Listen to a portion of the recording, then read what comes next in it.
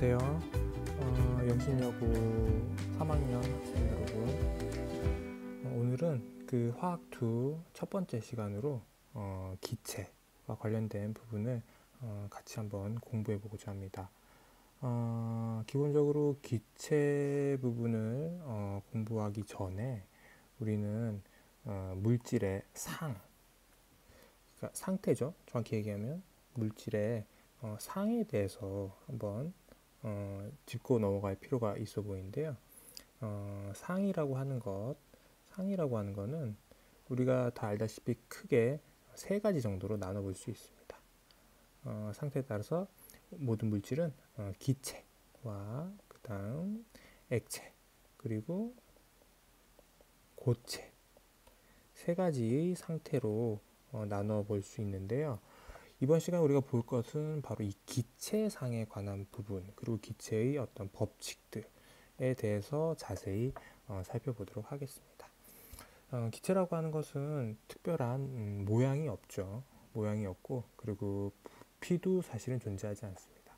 기체의 부피라고 하는 것은 엄밀히 얘기하면 기체를 담는 그릇, 용기의 크기가 바로 기체의 부피가 되고요.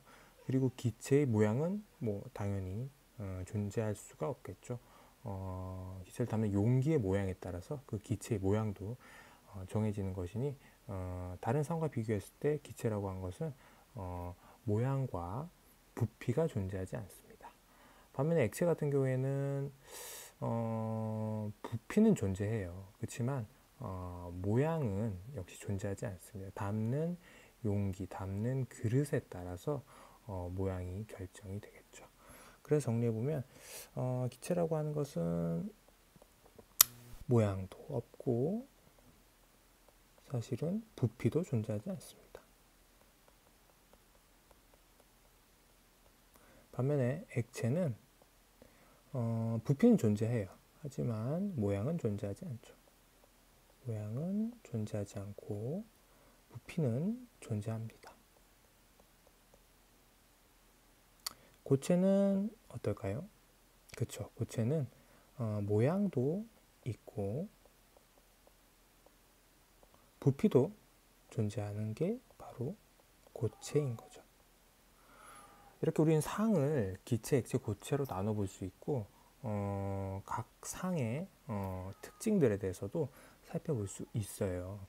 그러면 우리는 이런 기체의 물리량이라고 하죠. 기체의 물리량에 대해서도 하나 둘 살펴봐야 되는데 그 첫 번째로 다루고 있는 것이 바로 압력이라고 하는 개념이에요.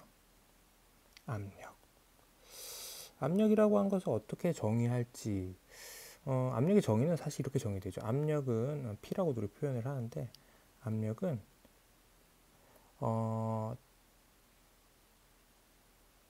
일정한 면적, 우리는 단위 면적이라고도 합니다. 단면적이라고 하죠. 일정한 면적에 작용하는 힘을 우리는 압력이라고 하는 단위의 차원으로 이해를 하시면 돼요. 힘은 우리는 force니까 F로 많이 표시를 하고요. 단면적은 에어리어 A로 많이 표시를 합니다. 압력은 pressure라고 해서 P로 주로 표현을 하게 돼요. 이 압력의 정의에 대해서는 나중에 기회가 되면 조금 더 자세히 다뤄볼 수 있도록 하겠습니다. 교과서를 보시면 기체의 압력을 이탈리아 과학자 토리첼리는 이렇게 정의를 한다라고 하고 토리첼리 실험에 대한 부분이 설명이 되고 있어요. 거기 보시면 수은 액체죠. 유일한 액체 금속이 바로 수은인데 수은이 가득 채워진 유리관을 유리관 안에 수은이 가득 채우고 이렇게 거꾸로 세웠을 때 약 760mm 정도가 밀려 올라가더라. 그때 대기압이 내리누르는 힘, 이 대기압이라고 하는 게 이렇게 눌러줘서 수은 기둥이 이렇게 밀려 올라간다라는 거죠. 그 힘을 우리는 대기압 1기압으로 정의를 해요. 그럼 이 1기압이라고 하는 것은 다른 단위로 환산을 했을 때 어떤 형태로 나올 수 있느냐가 교과서 11페이지 하단부에 정리가 되어 있습니다. 방금 제가 수은이라고 했는데 수은이라고 하는 것은 원소 기호로 HG로 많이 표시를 해요. 수은. 수은의 원소 기호는 수은의 원소 기호는 HG로 많이 표시를 합니다. 수은의 원소 기호는. 그래서 여기 보시면 760mm HG라고 하는 이 단위 안에는 사실은 수은 기둥을 760mm만큼 밀어 올린다라는 의미가 내포가 되어 있어요. 그리고 여기 보시면 760토르라는 단위를 쓰기도 해요. 760토르라고 하는 단위를 쓰기도 하는데, 이 토르라고 하는 단위는 바로 이탈리아 과학자 토리첼리의 이름에서 따온 거예요. 그래서 1기압이라고 하는 압력은 760mm Hg, 즉 수은기둥을 760mm만큼 밀어 올리는 압력을 표시하기도 하고요. 토리첼리 이름을 따서 760토르로 표현하기도 합니다. 그 외에 뭐 파스칼이라든지 헥토파스칼, 뭐 바, 여러 가지 단위들이 있는데 그 단위들도 추가로 이렇게 정리를 해 놨습니다. 파스칼은 프랑스의 과학자죠. 파스칼의 압력 단위에 대해서도 한번 살펴봅시다. 파스칼이라고 하는 단위는 우리가 압력은 힘을 단면적으로 나눈 형태의 차원으로 표시가 된다라고 했는데, 여기서 그대로 힘과 단면적에 실제 단위를 집어 넣게 되면 파스칼의 압력 단위가 정의가 돼요. 1파스칼은 1파스칼은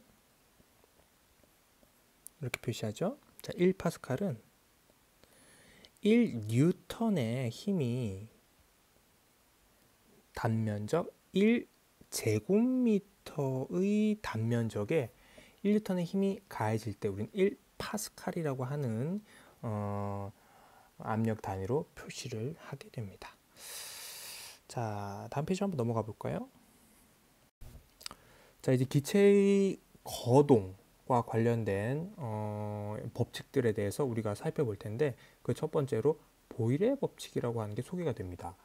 보일의 법칙은 중학교 때 여러분들이 한번 들어본 적이 있을 텐데, 다시 한번 상기를 해보자면, 기체의 온도가 동일한 상황에서 기체 압력과 부피는 서로 어떤 상관관계를 보일 것인가에 대한 정리가 바로 보일의 법칙이 돼요. 자, 교과서를 보시면 헬륨 기체를 채운 풍선이 하늘 높이 올라가게 되면 부피가 커지다가 결국 터진다라고 얘기를 해요. 이게 왜 그런지를 보일의 법칙은 설명을 하고 있습니다. 왜 그런지를. 하늘 높이 올라가게 되면 대기압이 줄어들게 돼요. 그런데 풍선이라고 하는 것은 풍선 내부에서 외부로 작용하는 힘과 외부에서 풍선 내부로, 즉 풍선을 짭으로 들이려고 하는 힘, 그 압력이라고 하죠. 그 압력이 서로 동일하게 유지가 돼요. 그렇다면 대기압이 작아지게 되면 풍선 내부의 헬륨의 압력도 작아지게 돼요. 그렇게 압력이 줄어들다 보니까 그 기체의 부피, 앞서 얘기했지만 기체의 부피라고 하는 것은 그 기체를 담는 용기의 부피죠. 여기서는 풍선의 부피가 되겠죠. 풍선의 부피는 커지다가 결국 터지게 된다는 거죠. 정성적으로 우리가 보자면 압력과 부피는 압력이 커지게 되면 혹은 압력이 줄어들게 되면 부피는 커지네 라고 결론을 낼 수가 있다라는 거죠. 이걸 조금 더 정량적으로 우리가 살펴보고자 보일은 교과서에서 소개되는 것과 같은 실험을 진행을 하게 됩니다. 자, 제이저관이라고 하는데 제이저관 한번 보세요. 한쪽 끝은 뚫려 있고요. 한쪽 끝은 막혀 있어요.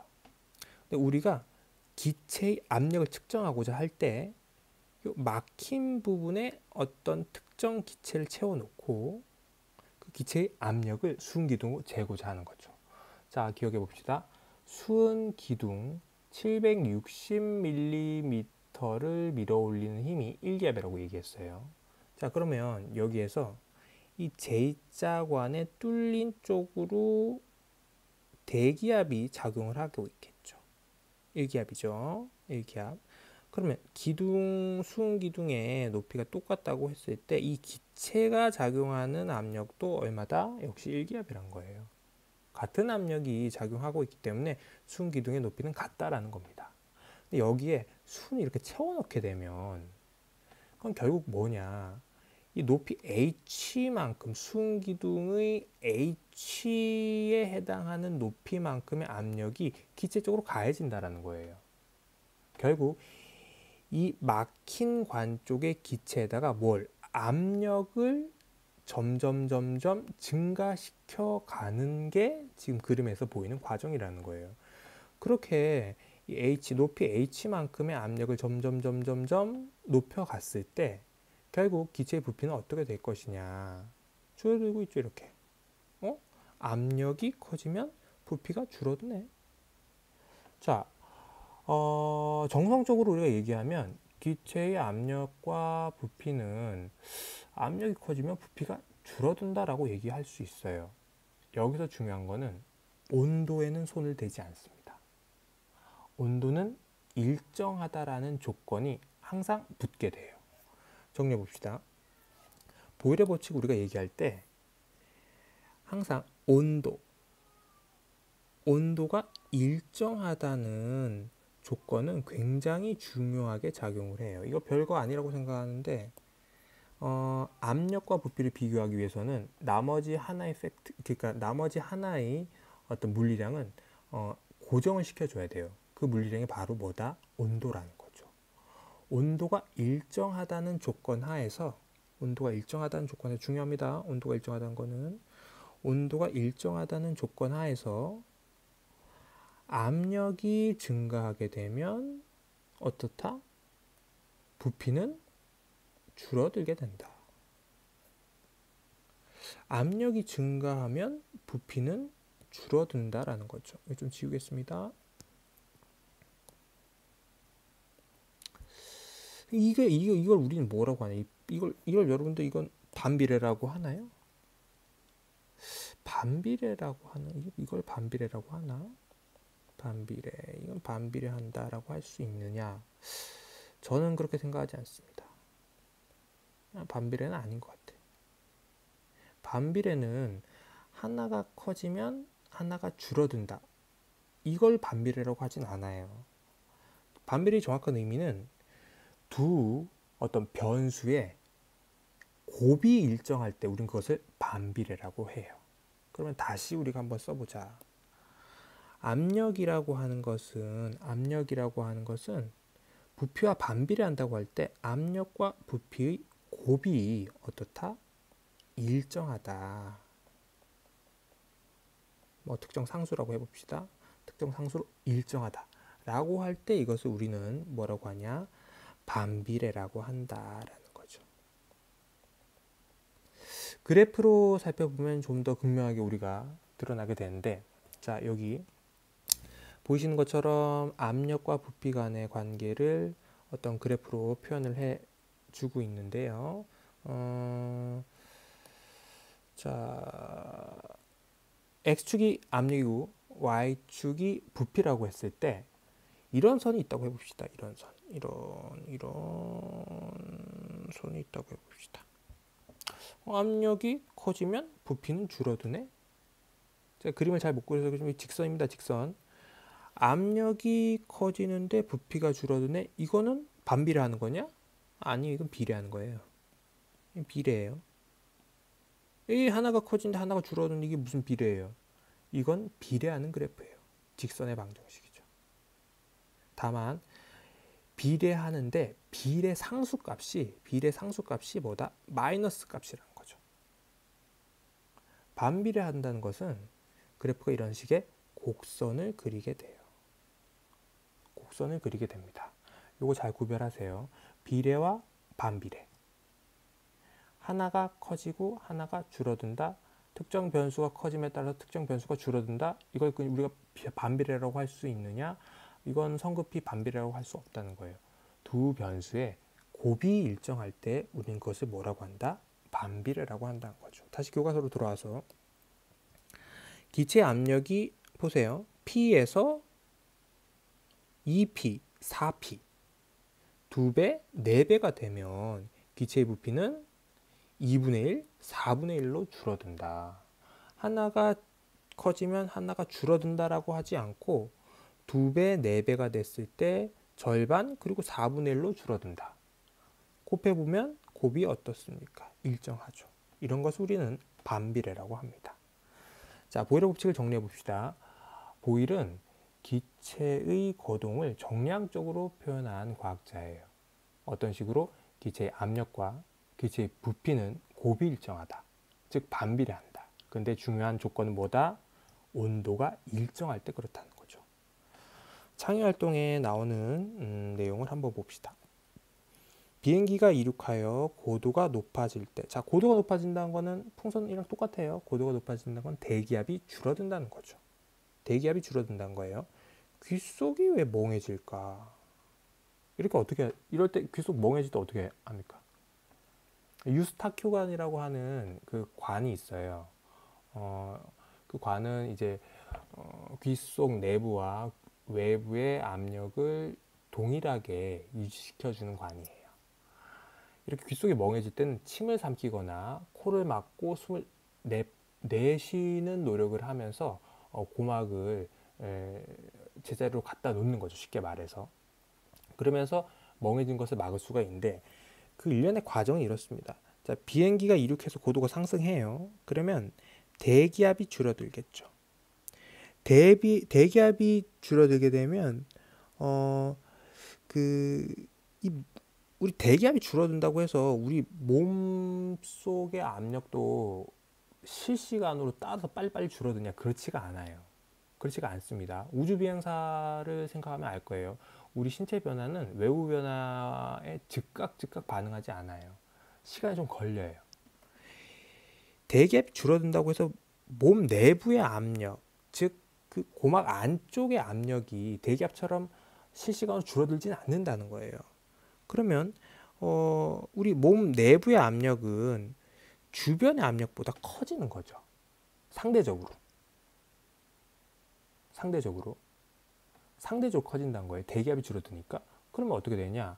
우리 몸의 내부와 외부의 경계가 되는 부분 중에 하나가 바로 고막입니다.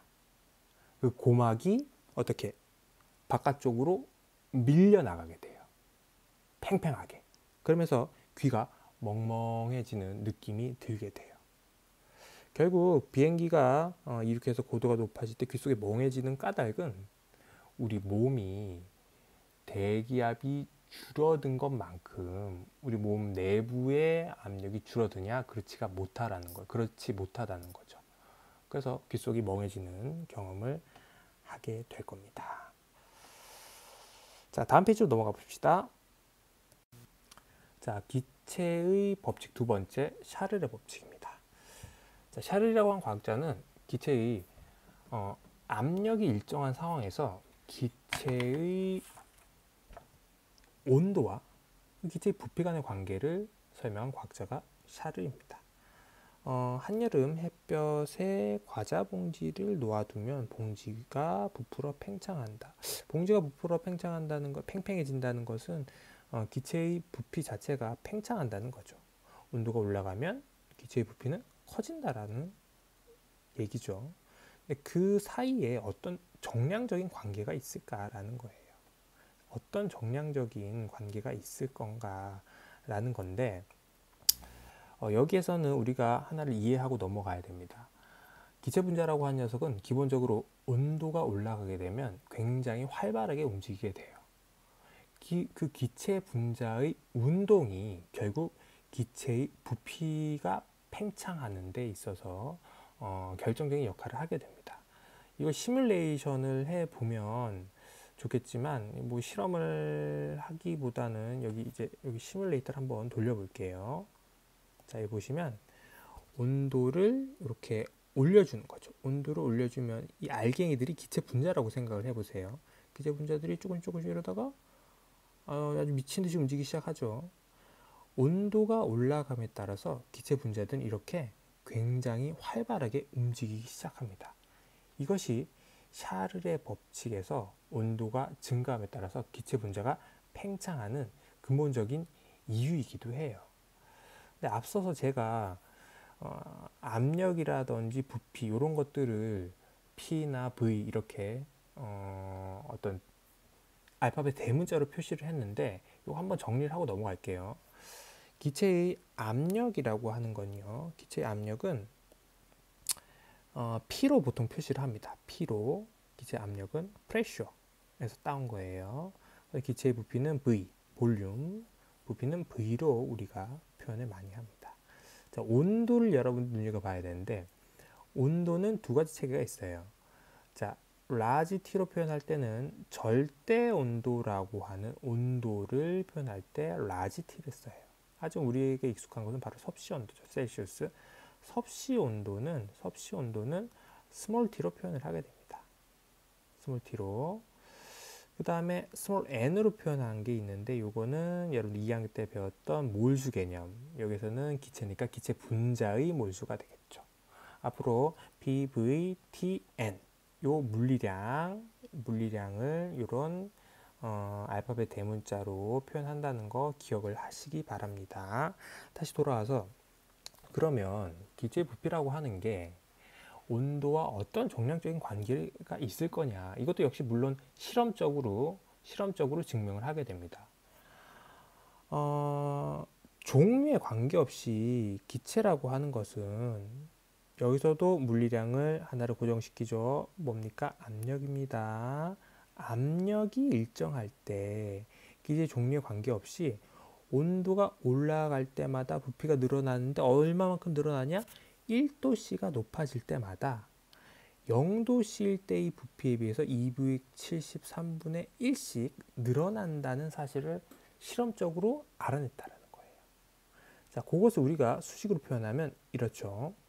자, T도씨일 때 부피를 VT라고 해보자. V 스몰 t죠.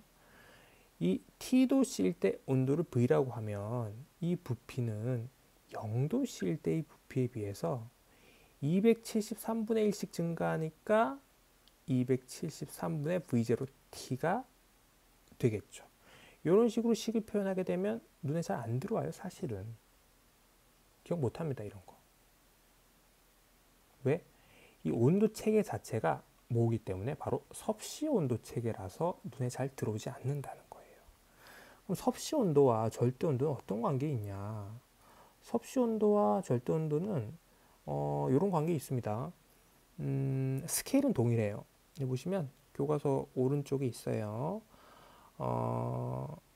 절대 온도라고 하는 것은 섭씨 온도에다가 그냥 273을 더해주면 돼요.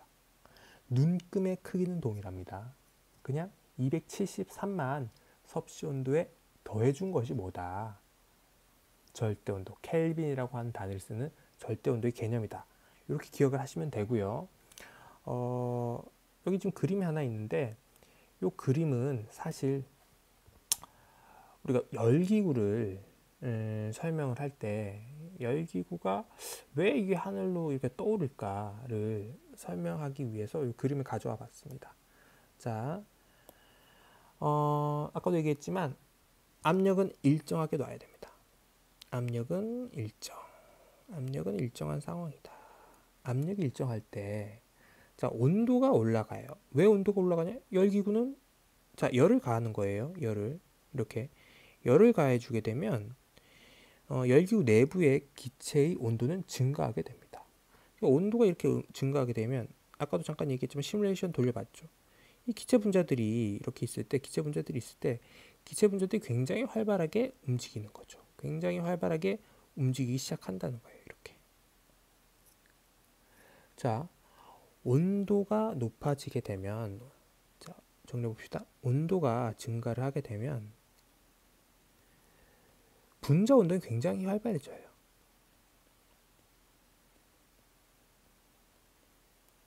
분자 운동 속도가 증가한다라고 표현하기도 합니다. 분자 운동이 굉장히 활발해지게 되면 이 분자 운동으로 인해서 기체의 부피는 어떻게 된다? 팽창하게 돼요.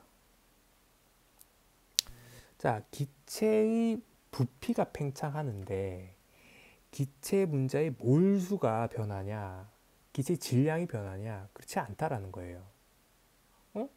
질량은 일정한데 부피가 증가한다? 밀도가 어떻게 되겠습니까?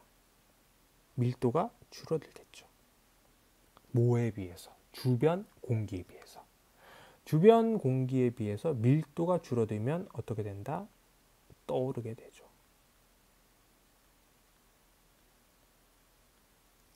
그래서 열기구는 하늘 위로 떠오르게 됩니다.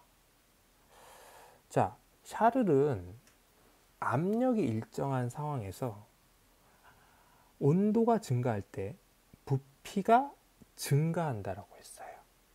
온도가 높아짐에 따라서 부피가 증가한다. 물론 그 안에는 분자 운동이 활발해진다 라는 어떤 중간 연결고리가 있긴 해요. 요거를 그럼 얼마만큼 커지는데 정량적으로 표현한 게 샤를이란 거죠. 자, 이 뭐 수식이 좀 나와 있는데 이런 수식 사실은 눈에 잘 안 들어와요. 이런 수식들 눈에 잘 안 들어옵니다. 근데 요 식을 우리가 조금 고쳐보자. 식에 손을 좀 대보자 라는 거예요. 요 식을 가져와 봅시다. 자, 온도가 T도씨일 때 부피를 VT라고 했을 때 0도씨일 때의 부피에 비해서 273분의 1씩 증가한다. V0T라고 해봅시다.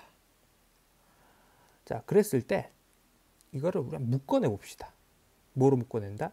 273분의 V0로 묶어내 봅시다.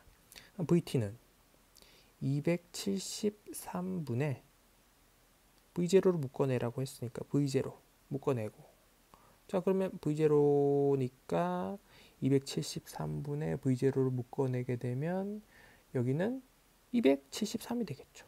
273 더하기 273분의 V0로 묶었으니까 T만 남네요. 스몰 T만. 자, 스몰 T만 납니다. 자, 뭔가 보이지 않나요? 273 플러스 스몰 T, 섭씨 온도에다가 273을 더해준 거네. 이게 뭡니까? 이게 라지 T, 절대 온도가 되는 거죠. 자, 그럼 식을 다시 정리해보면 273이라고 하는 상수, 그리고 V0, 0도씨 때의 부피 변하지 않습니다. 상수분의 상수예요. 여기에다가 뭐? 절대 온도를 곱해준다. 절대 온도는 변수죠. 273분의 V0라고 하는 것을 우리가 뭐 상수니까 K로 표현해보자. KT라는 형태로 간단하게 쓸 수 있다는 거죠. 온도 체계만 절대 온도로 바꿨는데 식이 굉장히 심플해지죠. 이것은 사실 어떤 효과가 있냐면 교과서에 나오는 두 개의 그래프가 있습니다. 왼쪽에 보이는 그래프, 이건 섭씨 온도 체계로 표현을 한 거예요. 섭씨 온도 체계로. 오른쪽에 있는 그래프 절대 온도 체계로 표현한 겁니다. 차이는 뭐냐? 여긴 절편이 있네요. 근데 여기는 원점에서 출발을 해요. 이런 차이가 있습니다. 기울기는 사실 똑같아요. 왜? 온도, 아까 얘기했지만 온도의 스케일, 눈금의 크기는 동일해요. 그렇기 때문에 그래프의 기울기는 사실 동일하게 돼요. 그리고 여기 보시면 뭔가 이렇게 점선을 이렇게 그어놨어요. 점선. 이건 사실은 실험값이 없다라는 거예요. 외삽이라고 합니다. 실제로 이 마이너스 273도씨까지 온도를 낮춰보지 못했어요. 그 불가능하거든요. 낮추기 전에 이미 기체는 온도를 이렇게 많이 낮추게 되면 기체는 상태 변화를 하게 됩니다. 기체는 액화되거나 거기서 더 냉각시키면 고체로 바뀌게 돼요.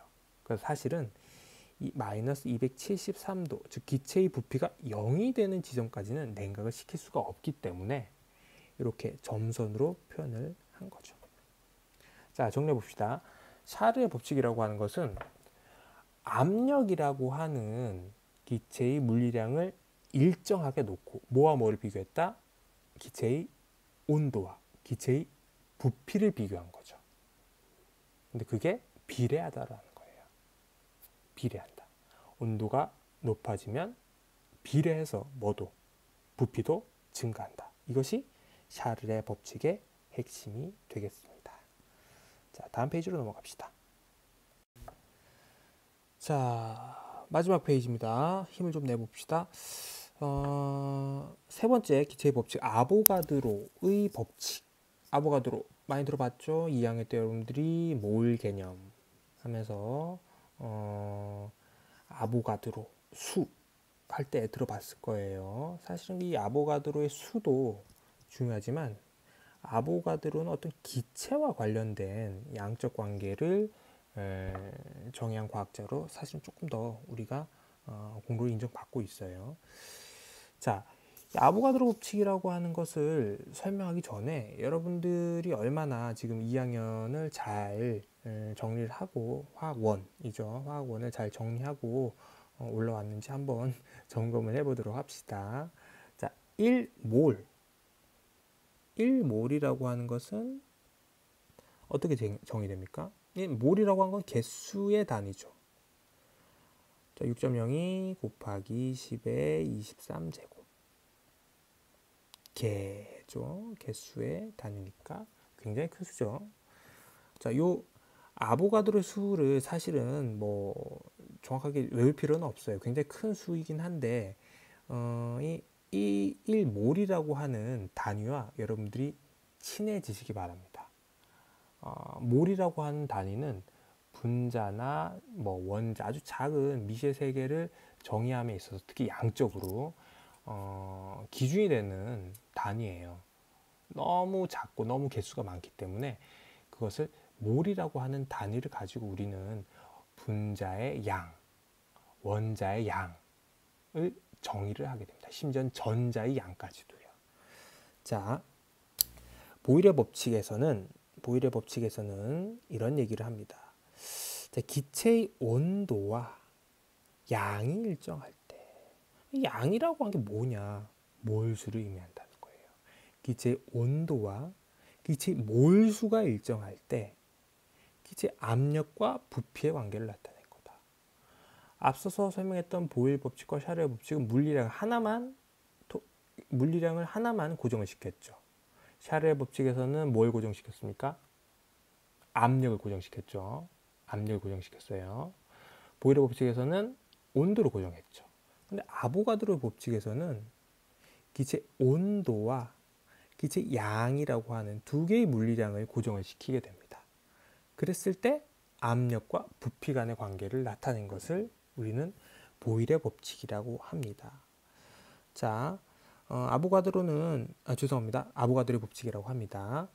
아보가드로는 이런 얘기를 했어요. 같은 온도와 같은 압력에서 기체의 종류에 관계없이 어떤 기체든지 산소든 이산화탄소든 질소든 뭐든 어떤 기체든지 간에 같은 부피 안에는 같은 수의 분자를 포함하고 있다라는 거예요. 여기서 지금 0도씨 1기압 기체 1몰의 부피라고 나오는데 뭔가 같은 온도 압력이라기보다는 둘 다 같은 온도 압력이죠. 근데 뭔가 숫자를 구체적으로 줬어요.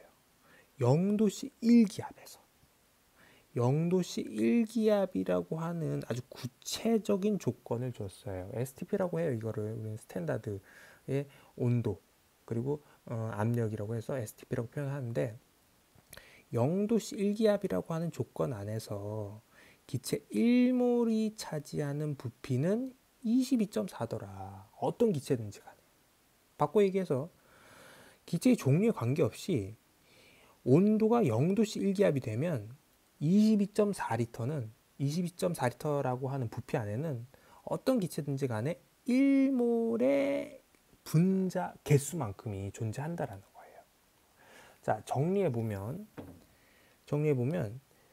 자, 압력과 온도가 일정하다라고 하는 조건을 충족을 하게 되면 기체의 부피라고 하는 것과 기체 몰수는 무슨 관계 있냐? 비례하는 관계에 있다라는 거예요. 비례하는 관계. 일정한 부피 안에는 같은 개수만큼의 분자가 존재한다라는 거죠. 부피가 증가하면 몰수도 증가하고, 바꿔서 몰수가 증가하면 그 몰수만큼 차지한 부피도 증가한다. 근데 이때 우리가 이것을 이제 뭐 비례상수라고 하죠. 이걸 등으로 바꾸기 위해서는 비례상수가 필요해요. 그래서 뭐 기체의 부피라고 하는 것은 몰수에 비례한다라고 표현한다라는 거예요. 여기서 이제 구체적인 물리량을 제시하라는 거죠. 구체적인 물리량을 압력을 뭐 1기압 그리고 온도를 0도씨. 이것을 아까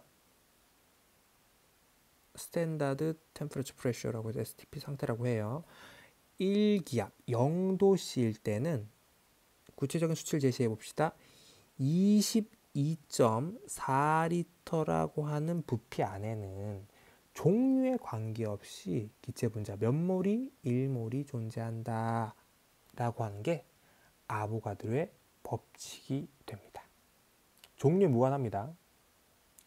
자, 여러분들이 이게 조건이라든지 하는 것들 잘 눈여겨보질 않는데 이거 자체가 아보가드로의 식이 맞아요. 아보가드로의 법칙이 맞아요. 근데 여기에서 중요한 것이 더 있습니다. 항상 이 아보가드로의 법칙은 액체나 고체 상태에서 성립한 법칙이 아니라는 거예요. 기체 상태에서만 성립하는 법칙이라는 거예요. 그리고 종류의 관계가 있다 없다? 종류의 관계가 없다.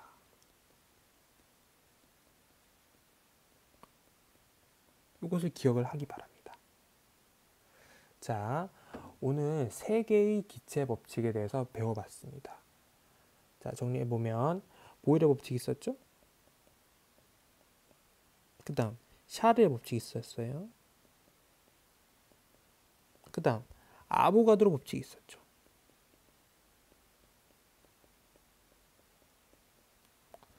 자, 이 기체의 물리량을 우리가 생각을 해보면 보일이라고 하는 거는 보일의 법칙은 기체의 압력과 기체의 어떤 부피 간의 관계를 나타낸 거고 샤르의 법칙이라고 하는 것은 기체의 온도와 기체의 부피 간의 관계를 나타낸 거죠. 아보가드로의 법칙은 기체의 몰수죠. 몰수와 기체의 부피 간의 관계를 나타낸 거예요. 그러면 물리량 한번 정리해 보세요. 물리량이라고 한 게 기체의 물리량이 압력, 그 다음 기체의 부피, 그 다음 기체의 온도. 이때 온도는 절대 온도입니다. 라지티로 표현했으니까. 그리고 기체의 몰수. 이 4개의 기체 물리량과 물리량을 정의를 해준 거예요. 보일의 법칙, 샤르의 법칙, 아보가드로 법칙으로. 자, 이것은 다음 시간에 배우게 될 이상기체 상태 방정식에서 이 4개의 변수들이 어떤 관계에 있는지를 정리를 하게 되면 보일, 샤를, 아보가드로 법칙 따로 외울 필요가 없어요. 따로 외울 필요 절대 없습니다. 서로 상관관계가 있는 기체의 거동을 다룬 법칙들이기 때문에 이것을 이상기체 상태 방정식이라고 하는 식 하나로 정리를 할 수 있게 됩니다. 자, 다음 시간에는 이상기체 상태 방정식을 이용을 해서 기체의 어떤 물리량들을 종합적으로 정리해보는 시간을 가지도록 합시다. 지금까지 잘 들어주셔서 감사하고요. 다음 시간에 이상기체 상태 방정식으로 만나 뵙도록 하겠습니다. 고생하셨습니다.